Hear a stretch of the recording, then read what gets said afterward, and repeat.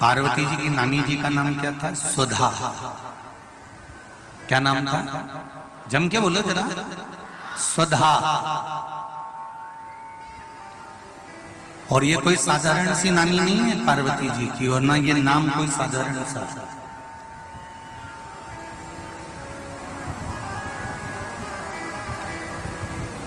ये वो सुधा है जो पितरों की धर्म पत्नी है, और पितरों की धर्म पत्नी है। यदि किसी के घर में पितृदोष होता है और ब्राह्मण ने कहा कि इनके यहाँ पितृदोष है, 1 रुपए कमाओ 1.25 रुपए खर्च वाला काम चलता है, जरा सा बर्तन गिरा उसके पीछे विवाद हो जाता है, पानी गिर गया उसके पीछे विवाद हो जाता है, छोटी छोटी बात में जिसके घर में जरा जरा सी बात में विवाद हो जाता हो, या 1 रुपए कमाओ 1.25 रुपए खर्च होता हो, या घर का एक व्यक्ति बीमार होता है, दूसरा ठीक होता है, तीसरा बीमार पड़ता है, चौथा ठीक होता है, 5वां बीमार पड़ता है, एक ना एक घर में बीमार चलते रहते हैं, या 1 रुपए कमाने पर सवाया खर्चा हो रहा हो, घर में 1 रुपया भी जुड़ नहीं रहा हो, आया और गया, आया और गया, या किसी न किसी बात में घर में क्लेश हो रहा हो, तो समझ लो कि ये 4 लक्षण पितृदोष के हैं। ये 4 लक्षण पितृदोष के बताए। अब इतना क्लेश होने पर, घर में धन नहीं आने पर, घर में रोग बढ़ने पर करना क्या चाहिए? तो शिव महापुराण की कथा कहती है, पार्वती जी की जो नानी जी, क्या नाम है जरा जन के बोलिए? सुधा।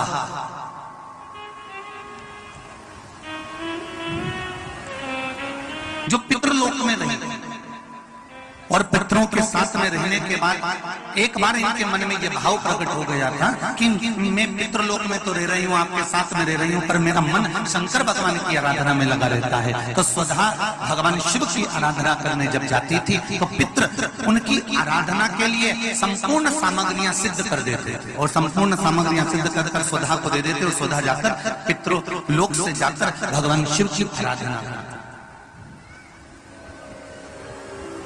पहले की अगर आपने कथा सुन रखी होगी टीवी के माध्यम से, आस्था के माध्यम से, या फेसबुक यूट्यूब के माध्यम से, तो आपको कहा था शंकर भगवान को जल चढ़ाने से 3 दोष समाप्त हो जाते हैं। पहला पितृदोष, दूसरा कालसर्प दोष, और तीसरा वास्तु दोष।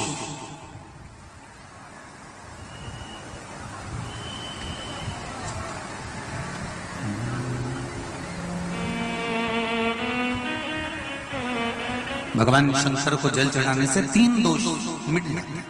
पहला है पितृदोष। जब हमारे घर के मटके में से, हंडे में से, घर में जो पानी का स्थान होता है वहां से लोटा भरकर पानी भरते हैं, लेकर जाते हैं, तो परिंदा, मटका, हंडा, बाल्टी जिसमें पानी भरा हुआ है रसोई घर में, वो स्थान पितरों का स्थान कहलाता है। उस पितरों के स्थान में से जब पानी भरकर लेकर जाते हैं, तो रसोई घर में से लेकर जब घर में से निकल कर जाते हैं, तो पूरे घर का वास्तु दोष, और उस परिंदे में से, मटके में से पानी भरा तो पितृदोष।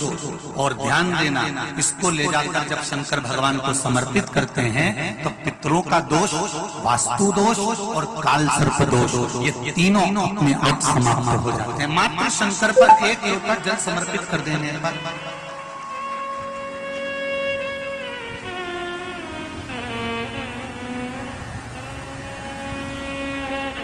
केवल 1 लोटा जल चढ़ाना। शंभु शरणे मां घड़ी दुख कारो, दया करी निदर्शन,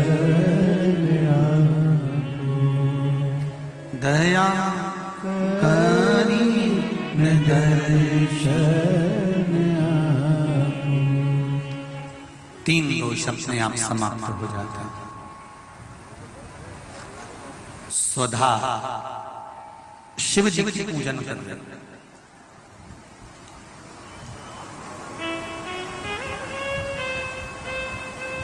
इतने में किसी ने आकर कह दिया, सुधा तुम्हारी जो लड़कियां हैं 3, तुम्हारी जो पुत्रियां हैं 3, मेना, धन्या, कला, ये तुम्हारी जो 3 पुत्रियां हैं, ये 3 पुत्रियों को श्राप लगा और संतों का श्राप लगा है कि इनको मृत्यु लोक में जाना पड़ेगा।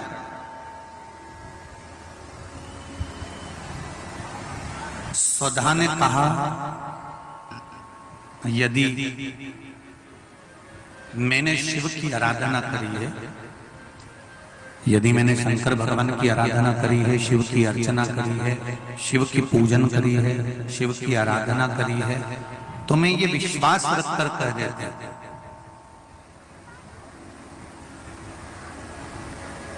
कि मेरी बेटियां अगर मृत्यु लोक में गई तो ये तीनों के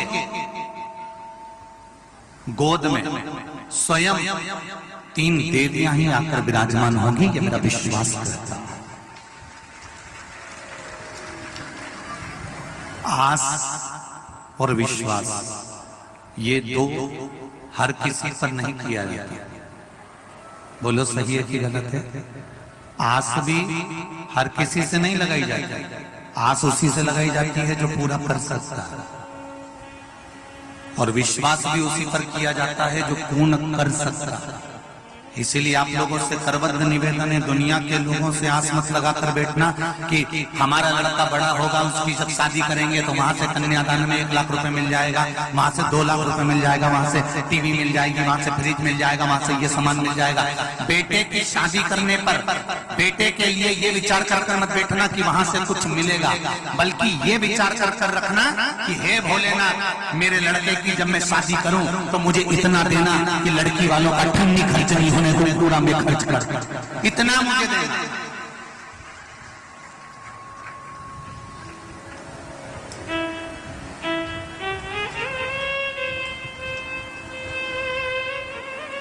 हम क्यों लड़की वालों से आस लगा कर बैठे कि लड़की वाला आएगा तो लड़की वाला फ्रिज देगा, तो लड़की वाला टीवी देगा, तो लड़की वाला LCD देगा, तो लड़की वाला ये देगा, तो लड़की वाला क्यों?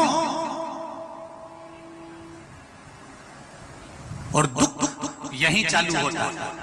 इतनी आस लगाकर बैठी थी और लड़की वालों ने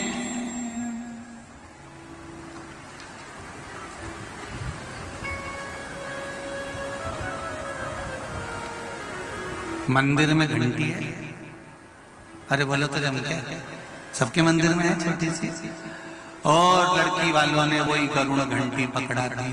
तो विचार करिए, फिर जब आस टूटती है ना तो घर में क्लेश होता है। आस जब टूटी ना, हम आ गए थे, बताओ, हम इतनी सास पिटारी आई, सास की अटैची आई, उसमें 2 साड़ी अच्छी रख देना थी, ऐसी बेकार साड़ी आस लगा के बैठी थी ना, टूट गई। पर हर पल, हर घड़ी, हर क्षण उसको 1 लोटा जल समर्पित करना मत भूलना। 1 लोटे जल की परिभाषा को जानना, और वो जाना सुधा ने तुरंत कह दिया, मेरी बेटियां अगर कुछ प्राप्त करेंगी तो शिव तत्व से प्राप्त करेंगी। मैंने अगर शंकर भगवान को 1 लोटा जल चढ़ाया है तो मेरी बेटियों को दुख नहीं झेलना पड़ेगा, ये मेरा विश्वास करता है। और वही हुआ। सुधा की 3 बेटियां थी, मेना, धन्या और कला। मेना की गोद में पार्वती, धन्या की गोद में माता जानकी, और कला बनी कीर्ति, जिसकी गोद में राधा जी खेली हैं। ये कोई साधारण सी स्त्री?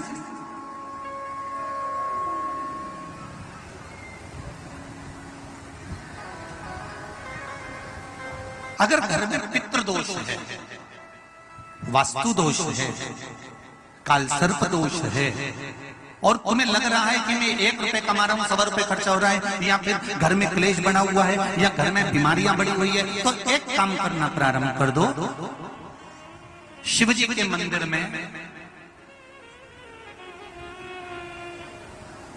एकादशी के दिन जब आप जल शंकर को चढ़ाने तो रोज ही जाते हैं, जब एकादशी का दिन रहे और शंकर जी के मंदिर में आप जल समर्पित करें तो 3 बार मुख से स्वधा स्वधा स्वधा या स्वधा स्तोत्र का पाठ, जिसमें 12 श्लोक ब्रह्मवैवर्त पुराण के अंतर्गत प्रकृति खंड में ब्रह्मा जी द्वारा स्वधा स्तोत्र के पाठ का महत्व बताया। कोई कहे कि सियोर वाले महाराज ने ये स्वधा स्वधा स्वधा मंत्र कहां से दिया, तो आप उसको बता देना। ब्रह्मवैवर्त पुराण के प्रकृति खंड में से ब्रह्मा जी ने इस स्वधा स्तोत्र पाठ को प्रकट करा था और स्वधा के मूल मंत्र का स्मरण कराया। इसमें 12 श्लोक हैं स्वधा स्तोत्र में। अगर स्वधा स्तोत्र नहीं पढ़ सकते तो 3 बार मुख से क्या बोलना है, जम के बोलो जरा, स्वधा स्वधा स्वधा।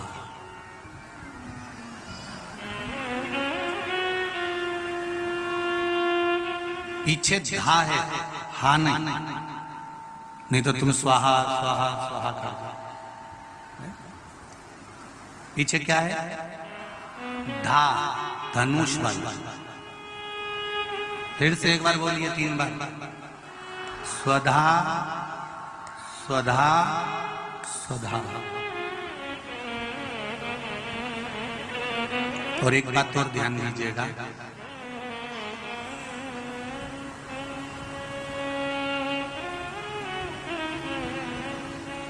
यदि कोई बुद्धि से विकलांग, विवेक काम नहीं कर रहा,